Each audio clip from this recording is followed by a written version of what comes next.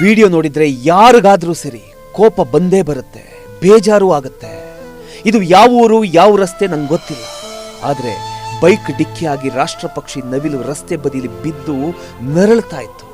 ಇನ್ನೊಂದು ಎಡಿಟ್ ಮಾಡಿರೋ ವಿಡಿಯೋದಲ್ಲಿ ಕೆಲವರು ಅದರ ರೆಕ್ಕೆ ಪುಕ್ಕ ಕೀಳ್ತಿರೋದು ಕಾಣಿಸುತ್ತೆ. ಇದನ್ನ ನೋಡಿ ಸೋಷಿಯಲ್ ಮೀಡಿಯಾದಲ್ಲಿ ಅದೆಷ್ಟೋ ಜನ ಆಕ್ರೋಶ ಕೂಡ ವ್ಯಕ್ತಪಡಿಸ್ತಾ ಇದ್ದಾರೆ. ಆದ್ರೆ ಇಲ್ಲಿ ನನ್ನ ಪ್ರಶ್ನೆ ಒಂದೇ, ನಾವಿಲ್ಲಿ ನೋಡ್ತಿರೋದು ಎರಡು ವಿಡಿಯೋ. ಒಂದು ಆಕ್ಸಿಡೆಂಟ್ ಆದ ದೃಶ್ಯ, ಇನ್ನೊಂದು ರೆಕ್ಕೆ ಕೀಳ್ತಿರೋ ದೃಶ್ಯ. ಈ ಎರಡರ ಮಧ್ಯದಲ್ಲಿ ಏನಾಯ್ತು ಅನ್ನೋದು ಯಾರಿಗೂ ಕೂಡ ಗೊತ್ತಿಲ್ಲ. ಯಾರಾದ್ರೂ ಅರಣ್ಯ ಇಲಾಖೆಗೆ ಫೋನ್ ಮಾಡಿದ್ರಾ? ಯಾರಾದ್ರೂ ಅದನ್ನ ಆಸ್ಪತ್ರೆಗೆ ತಗೊಂಡೋಗೋ ಪ್ರಯತ್ನ ಮಾಡಿದ್ರಾ? ಅಥವಾ ಯಾರಾದ್ರೂ ಅದರ ಜೀವ ಉಳಿಸೋಕೆ ಓಡಾಡಿದ್ರಾ? ಇದ್ರ ಬಗ್ಗೆ ನಮಗೆ ಮಾಹಿತಿ ಇಲ್ಲ. ಆದರೆ ಗಾಯಗೊಂಡಂಥ ಪಕ್ಷಿಯ ರೆಕ್ಕೆ ಕೀಳೋದು 100% ತಪ್ಪು. ಅದನ್ನ ಯಾರು ಕೂಡ ಸಮರ್ಥಿಸಿಕೊಳ್ಳೋದಕ್ಕಾಗಲ್ಲ.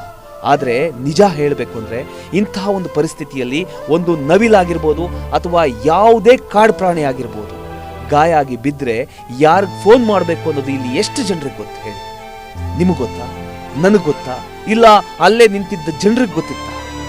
ರಸ್ತೆ ಮೇಲೆ ಯಾರಿಗಾದ್ರೂ ಆಕ್ಸಿಡೆಂಟ್ ಆದ್ರೆ 108ಗೆ ಕರೆ ಮಾಡಬೇಕು ಅನ್ನೋದು ಆಲ್ಮೋಸ್ಟ್ ಎಲ್ರಿಗೂ ಕೂಡ ಗೊತ್ತು.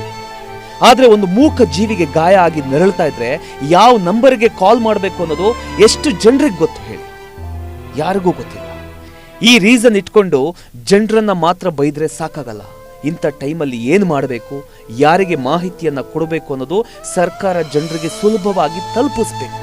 ಯಾಕಂದ್ರೆ ಆ ನವಿಲಿಗೆ ಮಾತಾಡಕ್ಕಾಗಲ್ಲ, ನನ್ನ ಉಳಿಸಿ ಅಂತ ಕೂಗಕ್ಕಾಗಲ್ಲ. ಪಾಪ ಅದು ನೋವಲ್ಲಿ ಒದ್ದಾಡ್ತಾ ಬಿದ್ದಿರುತ್ತೆ.